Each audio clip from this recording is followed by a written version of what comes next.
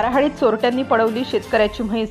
बाराहाळी येथे शेतातील टीन पत्र्याच्या शेडमध्ये दावणीला बांधलेली म्हैस चोरट्यांनी पळवल्याची धक्कादायक घटना दिनांक 14 ऑगस्ट 2026 रोजी मध्यरात्री घडली। या घटनेमुळे शेतकऱ्यांमध्ये भीतीचे वातावरण निर्माण झाले आहे। तालुक्यातील बाराहाळी हे गाव मोठे सर्कल असून या ठिकाणी आठवडी बाजार भरतो। बाराहाळी येथील रहिवासी असलेले शेतकरी तुकाराम माधव दासेवाड वय 60 वर्ष यांनी पै जमा करीत सुमारे 4 वर्षांपूर्वी 90,000 रुपयास खरेदी केली। गुरुवार दिनांक 13 ऑगस्ट रोजी शेतातील कामे आटोपून रात्री 8 वाजताच्या सुमारास शेतातील असलेल्या टीन पत्र्याच्या शेडमध्ये म्हैस दावणीला बांधली व तिला चारा टाकून घरी जेवण करण्याकरिता म्हणून गेले। जेवण झाल्यानंतर त्यांना घरीच झोप लागली। याच संधीचा फायदा घेत अंधारात लक्ष ठेवून असलेल्या चोरट्यांनी शेडचे कुलूप तोडून आत प्रवेश केला।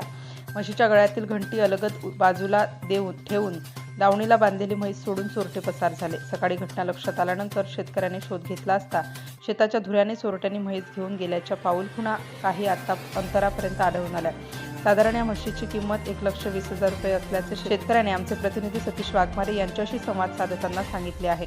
या घटनेमुळे शेतकरी हा पूर्णतः हवालदिल झाला असून स्थानिक पोलीस प्रशासनाने चोरट्यांचा तातडीने तपास घेऊन म्हैस चोरणाऱ्या चोरट्यांच्या तात्काळ मुसक्या आवळाव्यात अशी मागणी नागरिकांमधून होत आहे। नवराष्ट्र माझा, सतीश वाघमारे, नांदेड।